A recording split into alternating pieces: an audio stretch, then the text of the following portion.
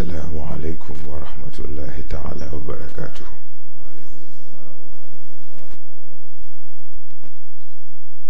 L'homme. De quoi s'agit-il?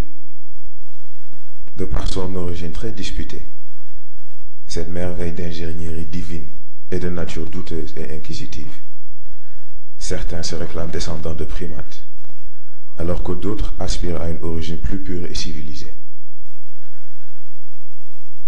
À travers la marche du temps, ce prodige errant, souvent plus intéressé par sa survie et son confort de vie, s'est bâti des cités et d'énormes civilisations afin d'assurer une certaine longévité. Conquête sur conquête, l'homme s'évertue à contrôler et à manipuler le monde qui l'entoure et à le plier à ses envies. Cependant, une question persiste. Quelle est la finalité du projet homme? Une question que l'homme n'a su répondre, malgré les vastes étendues de logique et de savoir, malgré les plaines profondes de la religion. Et pourtant c'est une évidence claire et confirmée, époque après époque. Pour certains, cette évidence porte le nom de nature et exige de l'homme le respect du cadre de vie qui l'entoure. Pour d'autres, elle porte le nom de science et exige que chaque fait, chaque information soit confirmée et vérifiée à travers l'analyse et l'interprétation logique. Pour d'autres, il s'appelle le rien. Pour d'autres, un autre nom. Car pour chaque homme, il y a une perception, qu'elle soit complète ou incomplète, objective ou subjective. La seule constante est donc la présence certaine de cette évidence.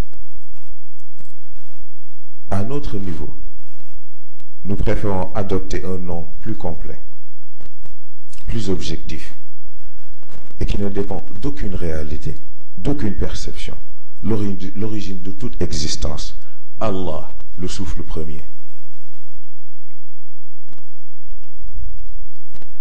Bien qu'étant associé à la religion musulmane, Allah n'est en aucun cas confiné par l'imagination des esprits impolis qui tentent en vain de lui donner une apparence ou une appartenance. Le souffle de vie étant à l'origine de tout et de tous, est la fondation sur laquelle la supériorité de l'homme est basée. Car ayant été doté de trois dimensions distinctes, aux premières allures faibles et banales, l'homme a aussi été doté d'un potentiel illimité, à travers lequel tous ses composants peuvent être reforgés et améliorés d'une façon exponentielle. Et c'est donc à travers le corps, l'esprit et l'âme que l'homme doit faire une réévolution qui prendra en compte sa présence et son impact dans tous les états de la création. Pour devenir l'humain élu d'Allah. Il reste alors à l'homme une dernière conquête, la plus noble conquête, celle de soi, celle qui lui ouvrira la voie de l'héritage qui lui a été destiné.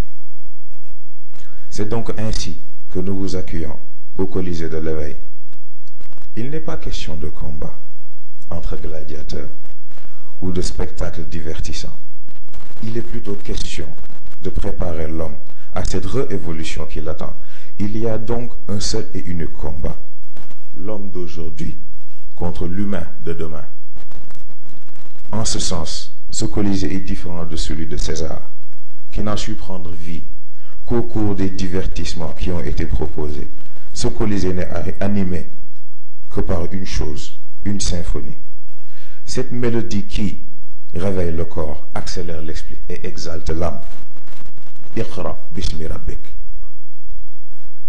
Nous vous invitons donc, en ces quelques jours de ce mois sacré, à une redécouverte et une réétude des concepts, mais surtout à une nouvelle vision de l'humanité. Wassalamu alaikum wa rahmatullah.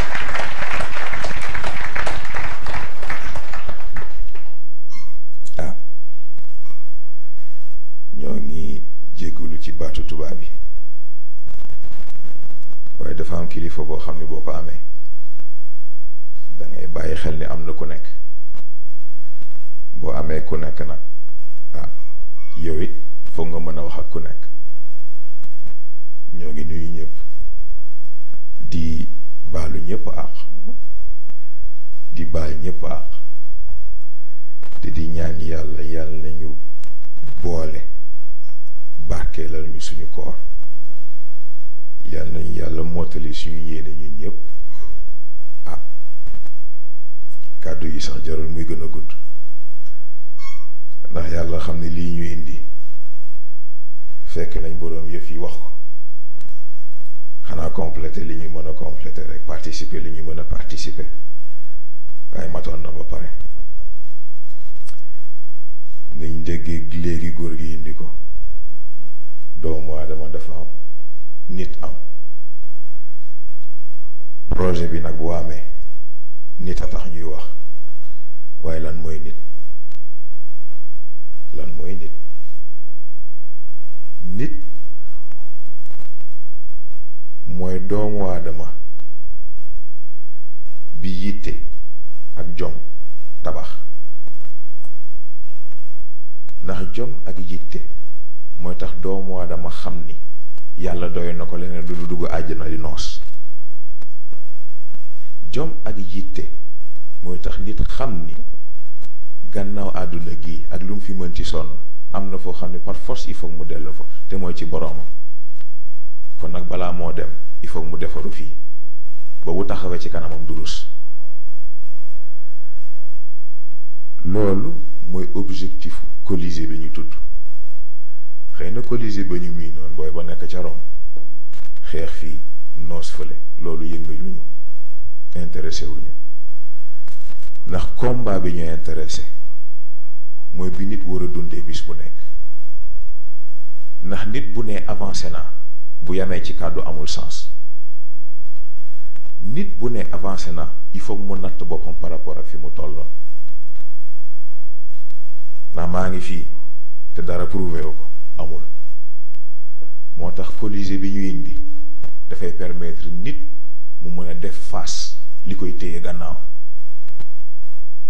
li tax ba doomu aadama bi évolution bi mu bëgg a am avancement bi mu bëgg a am jotagu ko am obstacle yooyu lañ bëgg a leeral mu mën a xam fan lay teg tànkam ba bu ëllëgee bu xëyee mën a mat nit looloo ñu yitteel moo tax cadre bi ñu def ko xëy na kàddu yi comme ni ma ko waxee jarul muy gudd sax ndax yeneen fan a ngi ñëw te ñoo koy bokk ak yéen incha allah moo tax l'essentiel moo nekkoon loolu xëy na di gën a baalu àq rek ndax munoon na demee neneen sax te incha allah danañ ci àgg guddi na ba pare te xam naa yenn njaay ak yenn njóobee ñi fi mu toll reer bi la ñuy xalaat kon nag ñu yamale kàddu gi foofu wassalaamu aleykum wa rahmatullahi taala wa barakatu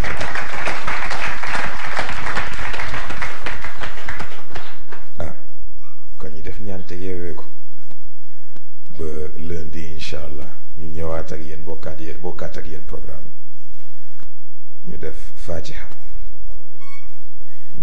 juróom-ñetti Quraysh falaxee ak naas ayatul kursi tëjee ko salaatul fatih ñu def ko hadiyi yonent bi ak képp ku mu am wassalaamu aleykum bismillah